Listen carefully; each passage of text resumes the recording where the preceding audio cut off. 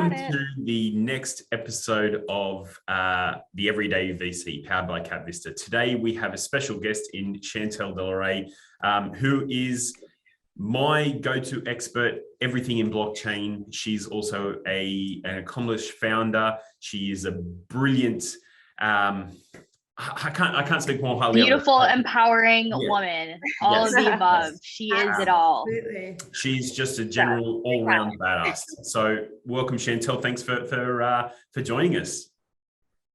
Hey, no, I'm super excited. So thank you for having me on. You know, I was just like actually trying to rush before.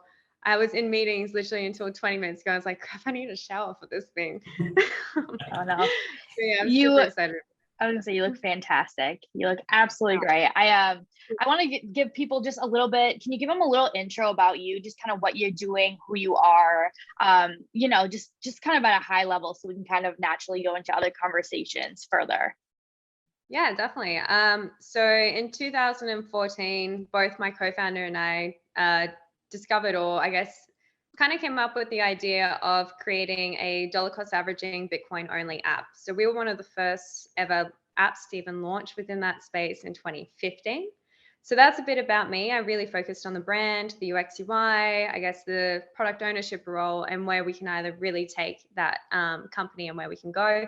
So I'm really super exciting because we've been able to scale overseas now. And I think there's word on the block that they're going to be opening up into 47 different countries. Wow. Which is super exciting for Amber. Amazing. But within me, I stepped out about 2 and a bit years ago, and now I've gone on and I started a second company, which everything's the learning curve, and I take everything, you know, not as something that's been done to me, but as a learning experience.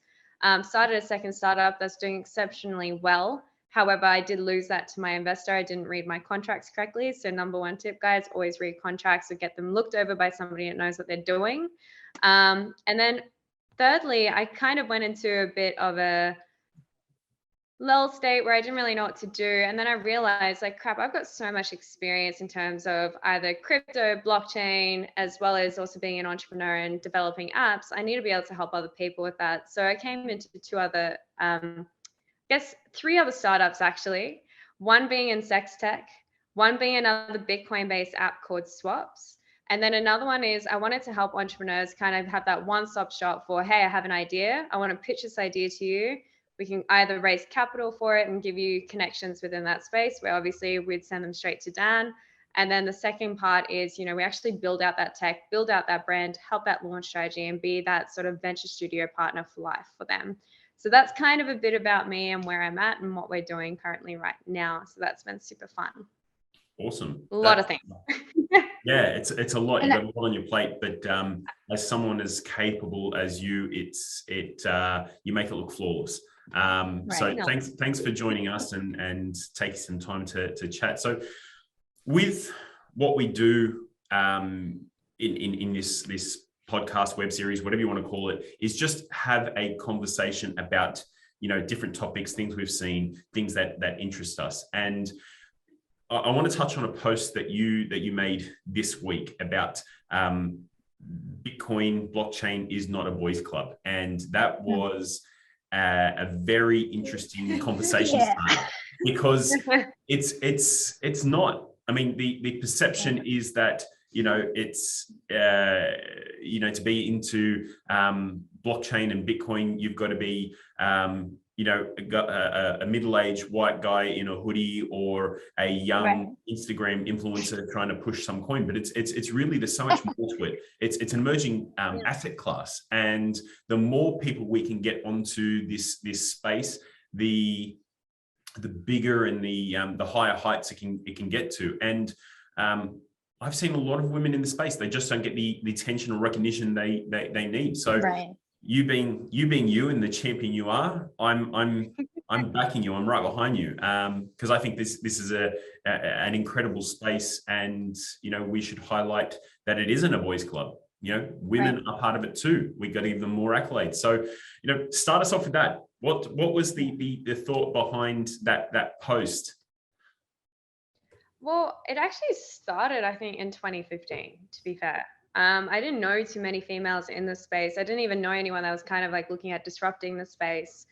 And I wrote an article in 2015 that kind of went a slightly, not viral, but a little bit viral in terms of, it was called Bitcoin is not just a boys club. That's the name of it, right? And I went through and I really went through statistics and I backed it with science theory and lots of things as to why females aren't jumping into the space. And come, now into 2022 from 2015, it's kind of like, well, why aren't they still jumping into the space? It's still not as, female dominant or anything like that. It's not even a 50-50 split right now. It's kind of like, why is this happening? And that's why I wanted to kind of bring it to conversation, because even when, back in 2015, 2016, we had a women's in blockchain cohort, or I guess a unit of people that were all kind of disrupting the space. And we're kind of, well, I actually bumped into the founder of that, and she's like, yes, some of the OGs are back in Brisbane, for the blockchain conference this week. And it was really kind of nice to hear that from her and go, tell me a bit about how it is expanding into a more female dominant space. She was introducing me to lawyers that are focusing on this, that are just female based lawyers. And then you've got other sort of tech security companies that are only female based. So it is kind of starting to get out there. However, the whole point of this space is people think, and Dan, you touched on some of the key points, but it's only for tech wizards. Guys, I'm not a tech wizard at all. I'm a UX UI designer by trade, like graphic designer. That's what I do. Like the thing is I understand where there's a need and where there's a solution. And being a solution-based person, I can see where the next trends are going to be coming on and where they need to go. And being females, we are scared of taking risk. So if you've grown up in a risk-free household, it's scary. Like looking at crypto, looking at Bitcoin, looking at blockchain, it seems like this overwhelming exploration of technology. And like, is it going to be more for, am I going to get conned? Am I going to get fished? What is going to happen? So it's better to just go, you know what, I'm just going to park that aside. Yeah. Right. Whereas stick with what you know, type mentality. Yeah. It's kind of like stay in your lane. But the thing is if everyone just stayed in their lane in terms of avoiding disruptive technology, we don't kind of have that innovation or that adoption rate. If we don't have that adoption rate, then we can't ever progress as a society, right? And when Bitcoin was first developed and it's come into this day and age, this is completely revolutionizing our economic system. And it doesn't make sense. Like, why would you not want to be a part of something that is going to be changing the world for the future, changing it for your kids, for the better, like for true ownership, true freedom? Why do you not want to be a part of that? And that's also why I wanted to try and start that conversation on LinkedIn, was just to understand, like, why else aren't women jumping into the space? And going off of that, where do you advise women to start? Usually when women come to you saying, hey, this sounds all hunky-dory, I would love to be involved, what the hell do I do? Yeah. What's your advice there? I guess it depends on what they're trying to do. If it's jumping into actually wanting to work with a startup, let's say, for example, if you're wanting to be a designer or a product person within, a crypto-based company or a blockchain-based company, guys, don't be shy. Reach out to the CEOs, reach out to the founders and go, hey, where can I help you? Where can I add value to your business? And, start to give them key pointers, even advice, and you can start to be involved. Maybe they might just pull you in for a bit of a free, concept or a bit of free work, but at least you're getting that first little dibs of exposure to be able to have that opportunity to jump in. So that's from like, I guess, a work perspective. The second perspective is if you're wanting to invest. Now, to somebody, unless it's, to my partner, hey, jump in and take 80K and just throw it on Bitcoin or throw it on this. Right. I'd never advise that to somebody else. But in terms of somebody that's just kind of getting a little bit of a taste and you just want to have a little bit of a nibble, I do the DCA method. DCA means dollar cost average. So what does dollar cost average mean? It means literally you can set up a recurring payment or a recurring investment, weekly, fortnightly, daily, just like how you get your bills, they get taken out. You just do the exact same thing, but you can take $5 or $10 and invest that into Bitcoin or any form of crypto that you're wanting to invest in. Right. If you are going to invest in crypto, you can kind of go and look at more your your stable coins or your more solidary coins that have been around for a while. So I'd predominantly stick to Bitcoin because it has been there the longest and it is the one that for me truly makes sense. But then you have got other coins that are slightly undervalued as well. There is other companies and startups out there too. One is Get Paid in Bitcoin. So you could literally go to your boss and say, hey, I would like, and this is not, there's no tax implications or anything from the employer's side. It's just like as if you're paying somebody normally. I want $10 of my pay going into Bitcoin. So that's also another way. And then you don't have to think about signing up to an exchange or anything. You just know it's directly going in. You don't even have to look at your bank account because it just keeps going directly in. So there's multiple ways to kind of get started into the space. Yeah. And a lot of it's, informing yourself in whatever way you can. Like I watched YouTube videos when it was first coming out and, whatever I could on it, just kind of to, inform myself as best I could before making some sort of investment decision.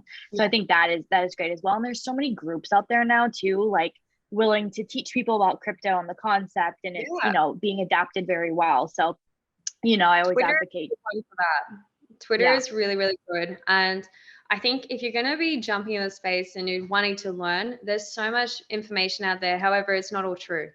So don't believe everything that you read. I would kind of, if you're going to go out and read something, go to somebody that's actually working within the space or is got a pretty well-known name within the space and go, hey, what do you think about this? Then go to somebody that is completely against it and then say, why are you so against it? And come to your own conclusion. Because there is so many people that just go, like NFTs. NFTs have got the biggest scams happening right now and it's on a massive rise. And it's because people are not educating. They're just falling for the hype cycle, which is currently what NFTs are in. That sort of staging is the hype cycle stage. So it's perfect segue. My thoughts on NFTs are the technology is brilliant. The future iteration of NFTs are going to be, next generation, and we're going to see them in everyday life. At the current stage, spending $300,000-$400,000 on a JPEG, it's not for me. I don't see the benefits in it. But and I'll give you an idea of where NFTs could be. So there is a company that I've read about based in Melbourne who are working with the Australian Open. Right, they're issuing the Australian Open tickets as an NFT. Now, the reason for this is if you buy a ticket to the Australian Open on the Australian Open tournament goes for 2 weeks. So if you attend any day from 1 to 12, which is your general competition, you have the opportunity to buy a ticket to the grand final, the finals matches.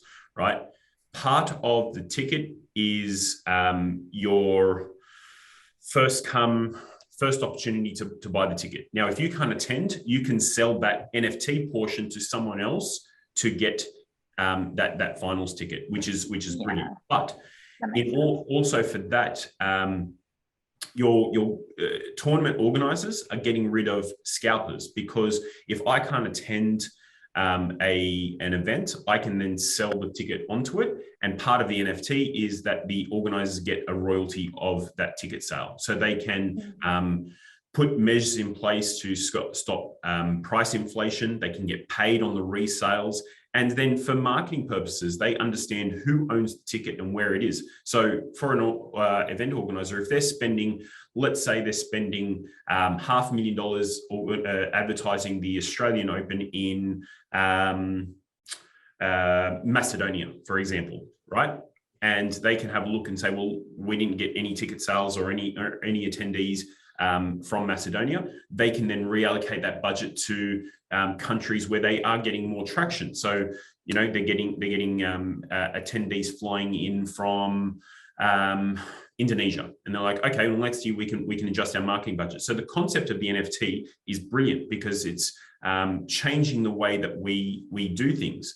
The current version, where it's a JPEG and they're selling it for hundreds of thousands, if not millions of dollars, I just don't understand. I get that it's a piece of art, but I don't understand the current demand.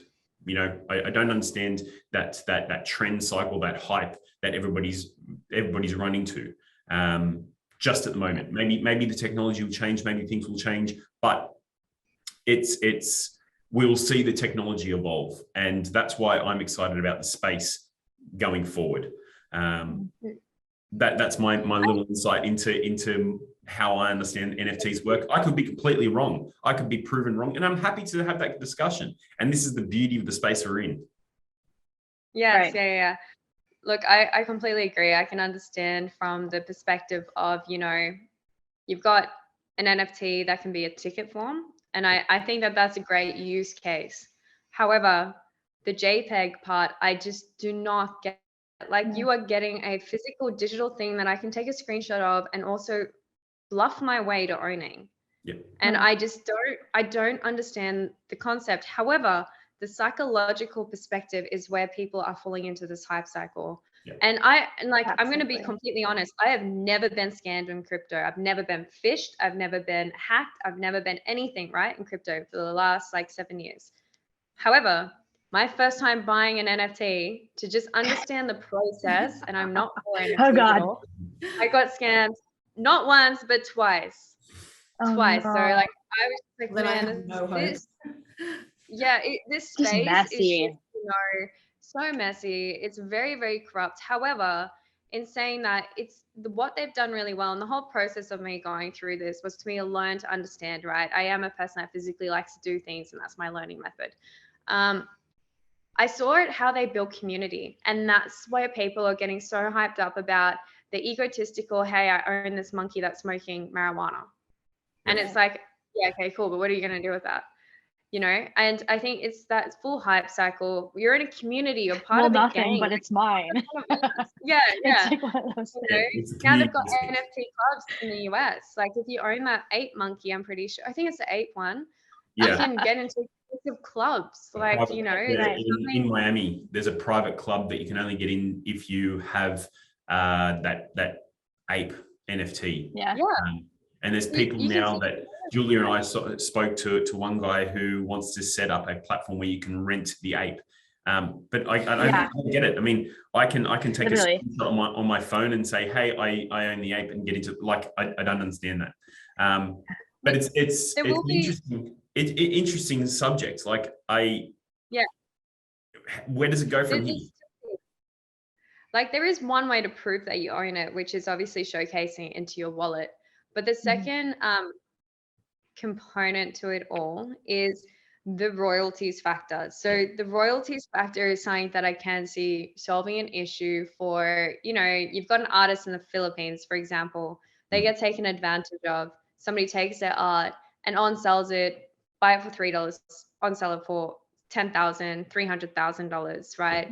Then that one person gets forgotten about, the original artist. However, like that to me is, if they can continuously keep making royalties, that person is going to keep getting, you know, their money through what they've done, and they're actually getting a credit for it. That's one thing that I do like about it. But as I was about to say, you know, it's digital art, guys. Like at least get a physical one as well. Like even if it's like a little statue or something that just is like physical form, and you can on-sell that potentially as well as the actual ownership code. It just, to me, doesn't really make sense at all. And unless we're going to go into more that ticketing solution like the Australian Open's doing. Right. Okay. It'll be interesting to see the evolution of NFTs. Let's touch on Sextech, because I know, Chantelle, you're passionate about this, and I am a believer that this is the next frontier. It's one of the industries that will be revolutionized by it, and Sextech can be very broad. It's not just what you think.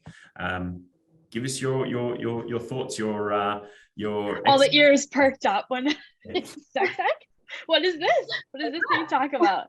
Give us an overview. What is Sextech? Look, I'm a very open person, so a lot of people that have heard me speak or anything will know that for sure. I'm always the one that, you know, the organizer of the event is like, can I ask you more personal questions? Because this is getting boring. And I'm like, yeah, sure, go for it. I'll just say whatever you need me to say. But I remember reaching out to Dan, like, what was it? Nearly 2 years ago, Dan, where I said to you, I think, you know, I was right about the crypto space being the next biggest thing, and everyone thought I was crazy. But I think Sextech's going to be, or sex in general, is just going to be the next sort of big thing. And we're actually talking about more retreats and things like that at that point in time. And then Julia the brains of, you know, seeing loopholes and things like that, said, you know, there is a space for open relationships that don't exactly have a place to go, or people that are wanting those orgy sort of relationships, where do they go and meet each other and do these things? Because we can see that there's all these underground parties happening. Right. But sex tech is one of those things where it is becoming more and more comfortable for people to come open with and talk about. As you said, it's very broad. You can have the dating relationship apps and things like that. And then you've also got, you know, we're talking about menstrual cycle apps as well. So, you know, there's a huge range of what, you know, in my mind, what sex tech is. I mean, you have the whole dating and relationship oriented stuff, but then you also have, you know, for me as a woman, like I was telling you earlier, like I track, like as a form of birth control, I use apps to track my ovulation cycles, you know, my estrogen versus testosterone to gear my workouts for that day. You know, I use a lot of those apps, Wild AI and Flow, for example, great sex tech, health tech apps, which I think is also going to be a huge wave. Like we're in this space of where health tech and bioidentifying your own body is going to be like the next best thing, especially post pandemic. It's like understanding like your body is a machine. And so, you know, doing it, like balancing it all out, you know, that sex tech is going to be a huge part of that, you know, and whatever that means for that particular person. Yeah, definitely. And even touching back, you know, it's that specific app Flow and, you know, other apps like that are actually helping people have kids now. Yeah. You know, that are struggling to understand when should we have sex? When are we able to do this? Even though I can understand from a guy's perspective, you know, you've got your girlfriend calling you on the phone going, hey, you got 20 minutes to be home and we've got to have sex by this time. It could be a bit more of a job as opposed to, you know, actually enjoying it. But I do believe it is going to be that next big industry. We are starting to see people become a lot more calmer and more understanding to who they are and becoming more open about that. And I think that was one of the beautiful things that came out of COVID, right? Everyone's stuck and in their homes and they've got to be more real with themselves and more authentic with the people next to them. And they're becoming more open. And that's why we're seeing such a big, huge spike in open relationships, right? But the thing is massive. But then you've got people in open relationships being creepers on a platform like Tinder, that people are going, why are these people hitting me up on Tinder? Like, this isn't the place for those type of people. So you've also got, I think there's going to be a lot of innovation happening within that sort of space for open relationships specifically. It's a really disconnected space at the moment too. I mean, to ask people in this kind of scene where they meet people, it's like, oh, like maybe with a Facebook group that sometimes works out, or a dingy bar or something, and it's just like there's no connect there, and there's no like catering towards that. Touching on that, Jules, it's also the security aspect. You know, these situations can be very daunting initially. So you know, security is a huge part of that, and people may not.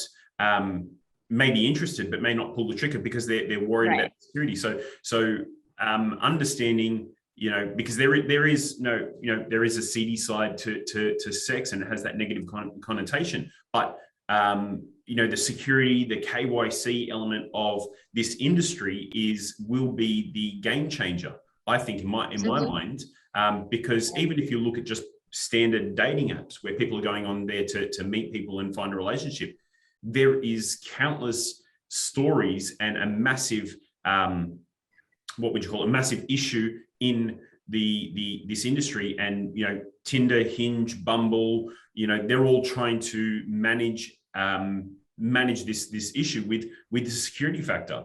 I think, you know, Hinge and Bumble are doing a better job than Tinder in it, but they're all facing the same issues. So you add that sex element to it, and it gets a lot more complicated and a lot more daunting. So this whole sex tech industry, especially with a Tinder swindler just coming out too, people are just like, whoa, let's get some more security in this.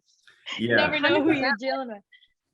That's the reason why I never jumped onto a dating app, was the security. I'm like, how do I know that I'm going to be seeing the guy that's actually showing me the photo right now? I'm like, no. I'm from South Africa. Like, I've seen it all. I don't need to go through that process. Like, Or I'm like, yeah, I'll take the risk. Yeah, got them all. I'm like, I can be risky with Bitcoin and crypto and things like that, but hey, when it comes to meeting someone in person, I'm not going to take that risk. Yeah. Oh yeah, I get it. Oh my God. So, I mean, but sorry, Dad, yeah, there's a security risk. Yeah, there's a security risk, like with all things, and as we're becoming a lot more digital, we have to consider that security risk, Right. because you don't have that instant not satisfaction, but that instant checkbox when you're meeting someone in person. You say, well, okay, this is the person I'm speaking to, because you don't have that KYC element that you know instantly when you meet someone at a bar. So catfishing is a huge industry problem, because a lot of people will have there's a lot of fake profiles on there, for different. And they lie about their height. The height is a big one. I knew you were going to say that, Paris. And the occupation. You go with the hand method. You measure their hand on the screen, and then you actually see if they're 6 foot, whatever. And little thing I learned on TikTok. I think the statistics are is only 17% of the world's male population is over six foot. But if you have a look in dating apps, 85% of the people. And don't get me wrong, I love a short king too. Like, don't get me wrong, I love it all. But there's a lot of lies in those profiles. I'm gonna tell you. Yeah. On the first date is just. Yeah. Yeah. The height. Yeah. Such a thing. True. When you ask like a women, photo they're from years ago, and it's like, oh yeah, many times. That age. Oh yeah. You got to hype yourself up best you can. It's a dog eat dog world out there, I tell you. And especially people just doing it for the game of just swiping through people. You stand out, right? Yeah. But, like catfishing has been happening for so many years, not only within that space. You've got it happening within crypto. One of my biggest, I guess, advice to people that are jumping into either crypto or even, for example, going into a dating relationship app, guys, do your research. Like if you're going to meet up with someone, I actually, even to go when I was looking for a housemate, when I was going and looking at someone's house, like this is probably, I'm probably a bit security conscious, but I even sent my location to like 5 people, and I'm like, no, I do the same thing.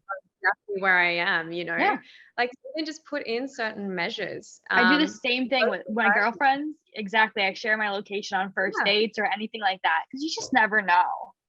Yeah. And the one about crypto as well, a lot of the time, even with NFTs and stuff like that, what they end up doing is, again, like in the NFT space, for example, sorry, just going to go back to this. When you're a part of the Discord community, you have people pretending to be the founders, and they message you directly going, hey, here's an early access link, buy it from here. And it looks identical to the website. Everything looks identical. But there'll be like one little thing that's wrong in the URL. So always make sure you check those URLs and don't answer to anybody in the DM side, because they're going to screw you over. So catfishing happens in so many different industries. But going back to what Dan was saying, it is a thing that dating apps should really be looking at, especially if they're in the tech space, and even any form of sex tech space. Probably not like the ovulation apps and things like that, but they should be looking at that more KYC requirement. Because it is, true validation, and, you kind of have that more of that, oh, okay, I'm going to be safe, or if something does go wrong, hey, we can go straight to that dating app and go, hey, where did these 2 people meet? What was the conversations? And can we have the verification of identification? Yeah. Perfect. Great. We already know where that person is. Yeah. With the security aspect, what was their location? What was their IP? The computer, all the tracking all their details, which the technology is there. It's just implementing it. Understanding who this person, so you can manage that somewhat risk. So yeah, it's an interesting space. I think this where we are now and where we will be in 5 years' time is going to be completely different. But we are on the frontier of the next big frontier. It will be a huge element. I think this industry will evolve from what it is at the moment. And if you look at the other subsectors of this sex tech industry, they're all migrating to digital and adaptation. And you see, you know, I touched on this last time, the content creator industry is adapting, you know, is pivoting into the sex industry with your OnlyFans and Patreon and things like that that are touching on it. So we're changing as a society. We're changing as you know, people are becoming more open, more, you know, they're discussing it more. They're you're right, where it's becoming more common. While it's not mainstream just yet, it is a lot more common. And if you have a look at Hollywood, it's being, you know, there's subtle hints all throughout the shows. And I mentioned this before to you guys. I was watching The Grinch, the movie with Jim as the Grinch. And what you may not pick up, but this is a 10-year-old movie, 10 years plus, but in one scene, it's a kids movie as well. And in one scene where they're doing a flashback into the Grinch being sent down by the school, all the other babies are getting dropped into the chimneys and they're going to their houses, and the wind comes and blows the Grinch's basket into the trees, and he's outside of a window looking in at a Christmas party. And the scene shows all the other Who's putting keys into a bowl. Now, this is a kids movie. This is 10, 15 years old, and there is that reference to, you know, swingers parties. So it's there. It's common. It's been around for a while. So this whole concept is not new. It's just becoming more and more readily talked about, more open. So I think we're on the precipice of something big, and it's just about understanding the industry and where we're going. But you know, I think we'll wrap it up there, because we can talk about this all day. And we could. But Chantelle, thank you very much for jumping on this episode. It was great to have you. Like I said at the start, Chantelle is my go-to expert, anything to do with blockchain. She is a all-round badass. I love her. I'll speak about and talk her up to anybody, because she is an absolute weapon. So thank you very much. Thank you so much. Yeah, loved it. Thank you so much for having me. That's okay. Guys, great work. We'll tune in for the next episode. And if you want to get in touch with Chantelle and pick her brain about anything, we'll put the details there, and get in touch with one of our team. But thanks, guys.